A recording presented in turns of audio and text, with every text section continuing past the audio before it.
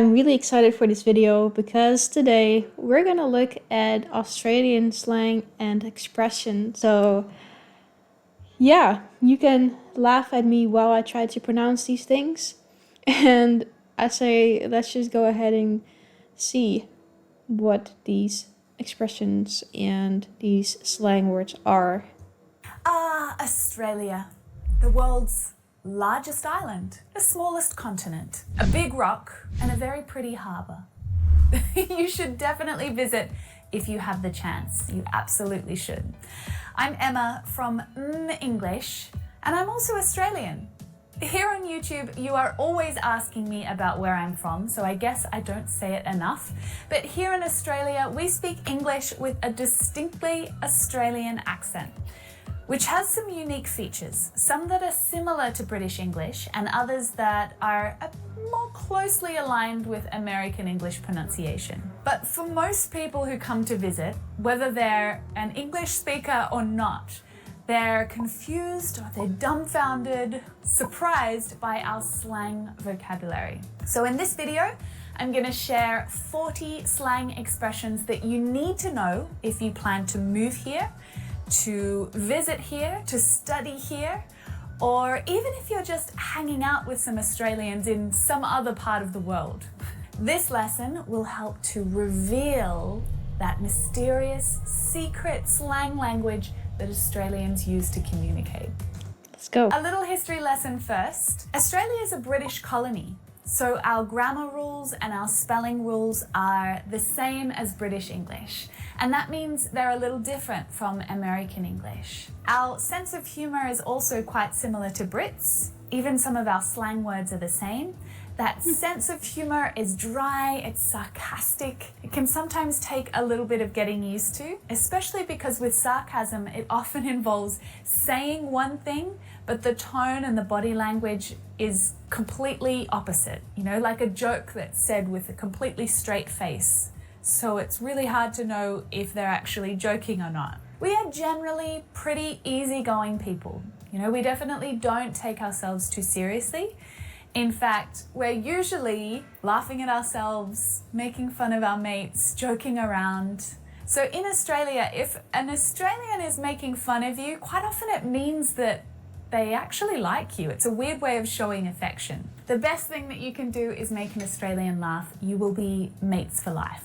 Now, a mate is a friend, right? This is one of the most important words to an Australian. It's usually an affectionate word, you know, meaning friend.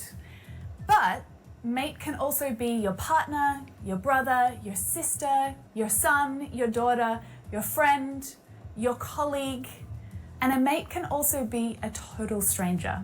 Anyone can be called mate, right? Mate, how are you? Cool. I will catch you later, mate. It's super friendly, but with a shift in tone, it can also be used to confront someone about a problem. Listen, mate, we need to talk about this. Mate, calm down. I'm not trying to start an argument. In fact, the Australian police usually walk up to any situation and start with, hey, mate, like, friend, relax, I'm here to help. Now, I know this concept of mate and mate can be really confusing, right? Actually, no. That sounds pretty obvious to me. But try to use facial expression and tone as a guide, you know? Is it friendly? Is it serious? If you're doing the wrong thing and someone walks up to you and says, mate, what do you think you're doing? You know they're pissed off, right? And that's Australian for annoyed. Now, a lot of slang words in Australia follow a really similar pattern. You take the original word and you shorten it, and then you add either E, R, or O at the end. Now, this is really, really common. These words are really commonly used all the way across Australia, across all levels of society. You'll hear the Prime Minister using these words along with a truck driver that's driving across the Nullarbor, which is the big dirt patch in the middle of Australia. Now, there are literally hundreds of funny words like this, and that can be really intimidating to try and learn. But the ones that I'm including in this video are ones that I use regularly myself, ones that I hear people use, my friends, my colleagues, my family, they use them all the time, or ones that regularly come up in the media. Because these ones are all relevant current slang words to learn. It's interesting they come up in media and in politics too, because I did hear that you guys love to shorten words, but I thought that was more like an informal thing amongst friends or just family. But that's a new thing for me to learn, that it's also just, it's used everywhere, like in every situation. Right? And if you look up Australian slang on a whole bunch of websites, it might be quite funny to read all of these random words, but Let's see. Sheila, Ganda, Dunne, would noggin, would that be nuggy? Nuggy? I don't feel like that one sounds right. I don't know if any of it sounds right. So feel free to laugh at me. But yeah, I have no idea what these words mean either. actually not a lot of them really get used Bonza. anymore. You know, they're sort of from a few decades ago. In Australia, we are big fans of footy. But not Footy. this type of footy, that's soccer. This is Australian football. Footy. Now, I want you to really pay attention to that flap T sound. It sounds more like a D, right? Footy. If you're moving to Melbourne in particular, one of the first things that you'll need to do is pick a footy team, okay? This question will get asked of you, probably often, so get amongst it. Go to a couple of games, even if it's just to say that you did. It's a really good place to start to understand Australian culture. Barbie is a barbecue. Snags, sausages. I don't think I'm saying that right. Sausages. Arvo, afternoon. We're gonna throw some snags on the barbie on Saturday Arvo. Come round. And that really just means we're gonna cook some sausages on the barbecue on Saturday afternoon. Snags. I can see Barbie coming from barbecue, but snags looks a little different to me. Well, I guess they have those letters in it, but where does the N come from? Snags. Arvo. That one makes sense as well. Come over. Avo, avocado. Avo. Brekkie, breakfast. Brekkie. Avo on toast is a very common breakfast meal at cafes in Australia. It seemed to be the reason why young Australians can't actually save enough money to buy a house. I mean, it is really good. I do love a good avocado toast as well. Because they keep spending all their money on going out for breakfast and having avo on toast. So avo is a very common thing to eat for breakfast. It's definitely also common at brunch. Now, brunch is a meal between breakfast and lunch. Common in Australia, but in other English-speaking countries too. Now, it's not in addition to those meals, it usually replaces one or the other. The word in Dutch is exactly the same. Yeah, I think we did adopt like English words into our language. Also some like French words. So that's interesting. Usually on weekends when... Not that I didn't know that brunch was the same word, but just the concept to me is interesting that we adopted these words into our own language. Lots of people have a sleep in, maybe they wake up later. So on Saturday and Sunday in Australia, you will definitely see a lot of people out for brunch on the weekend. All right, let's talk about some places now. So McDonald's is called Macca's. Now, if anyone... Macca's. That's really different. I did not know about that. asks you to do a Macca's run, it means... I would be like, what? What am I doing? Macca's run? Go out and pick up McDonald's and bring it back for everyone. Or you might say, oh, I'm just waiting on the corner near Macca's. Now, uni is university. Uni. What did you study at uni? How's uni going? This is incredibly common. If you're planning to study in Australia, really the only time that you're going to hear the word university is in formal contexts. Everyone else is going to talk about uni. So that's university. The servo is a servo. I mean, that sounds really logical to me. I thought it's used in more... Is that not everywhere? A station or a petrol station. Now, in America, the fuel that goes in your car is called gas, but you won't hear people in Australia calling it gas. We call it petrol. So this place is a petrol station or a service station, a place to service your car. Servo. Hence the servo. I need to stop at the servo on the way. Means I need to stop and get some petrol. The bottle-o. The bottle-o. The bottle-o is a bottle Bottle-o? Bottle-o. shop or a liquor store, a shop that sells alcohol.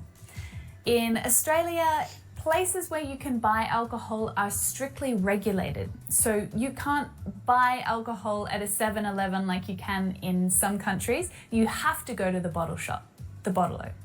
Hey, I'm going to stop at the bottle-o on the way. But how is that in grocery stores then? Like, is there are only separate stores, or you can buy it at the grocery store? Because 7-Eleven is more like a convenience store, right? Oh, so, yeah. Let me know. Hey, let me know if you need me to pick something up. Now, while we're on the subject, Australians love a drink. And one of the best places to sit and to observe Australian life is in a pub, at the beach or at the pub. It's a really social space and a great space to strike up a conversation with someone and to have a chat. But I wanted to share a few more words that you might need. So a slab is a carton of beer, usually a A slab. Slab. Never heard of that.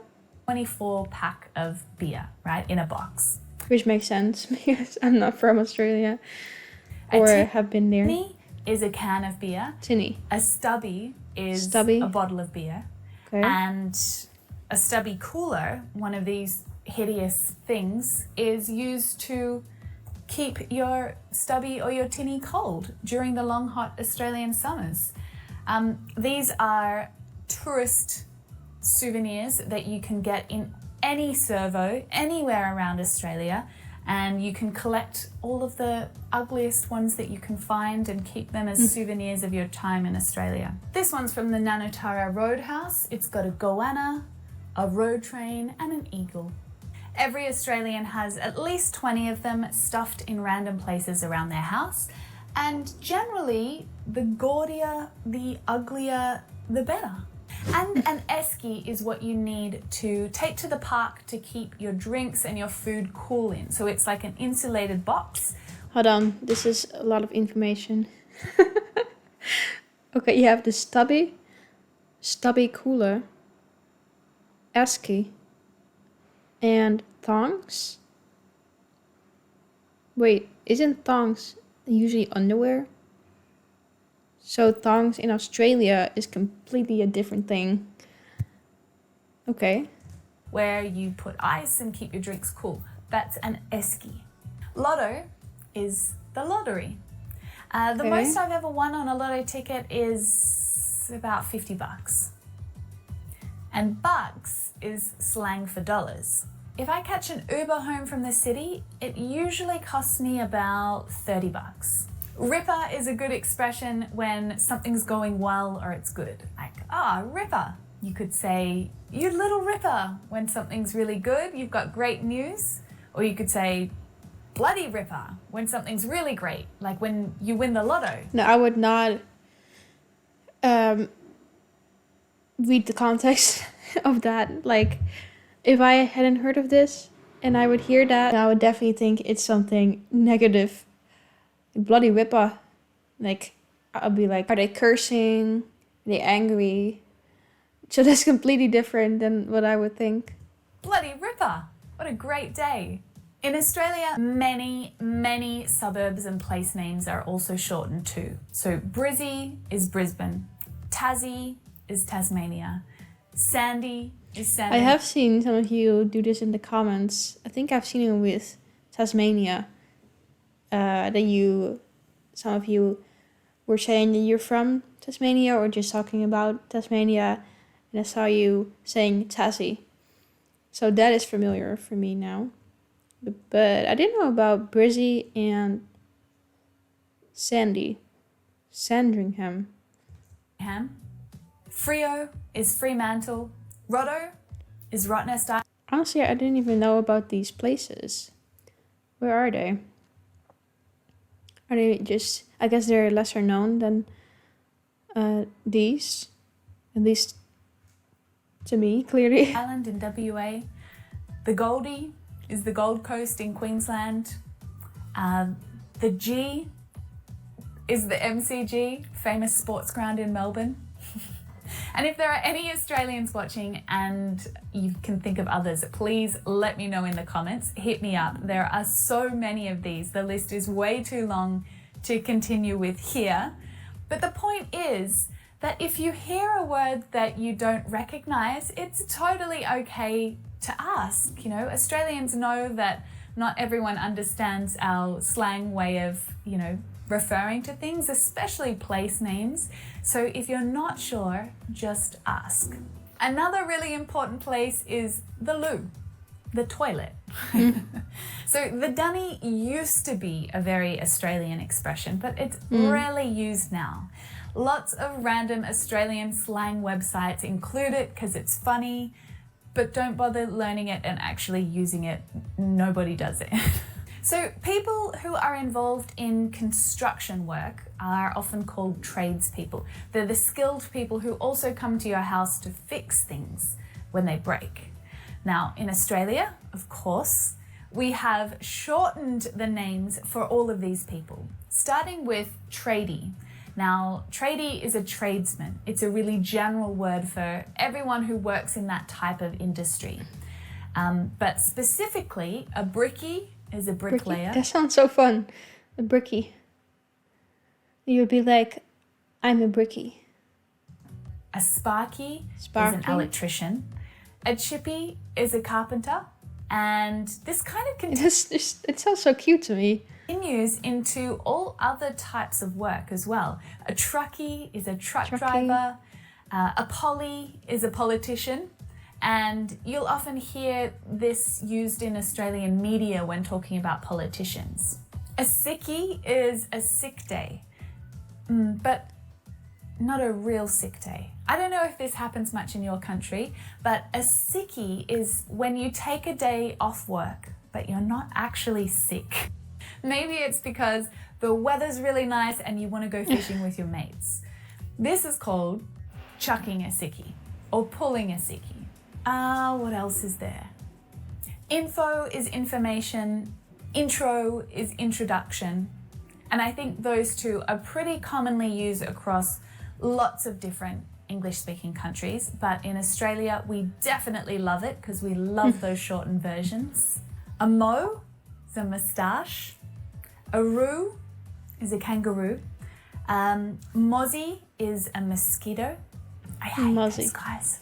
For some reason, they always come after me, so I am always taking mozzie spray with me everywhere I go in summer.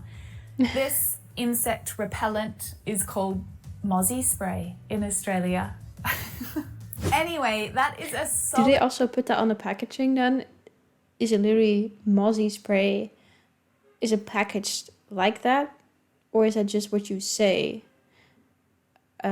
in conversation? List of relevant Australian slang words to learn, and even if you don't use them yourself, just becoming familiar with them is going to help you to understand Australian native English speakers so much more easily. Now, you might even be able to think of some others, So let me know in the comments if you've got some other ideas and suggestions.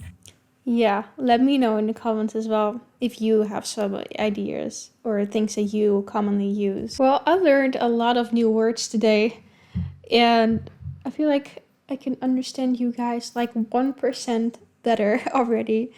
And I definitely need to try to remember these. I think they sound really fun and cute to me. And it sounds easier and more efficient to just use short versions of words. Like, you don't have to waste a lot of breath, something that we also don't like to do in the Netherlands. And I hope I said any of the words right. If I didn't, then you can definitely correct me in the comments. And definitely gotta remember these. But I had a lot of fun just getting to know these words. And once again, let me know in the comments if you use any words that she didn't mention in the video and their meaning if you want to. And I'll be happy to go through the comments and read it.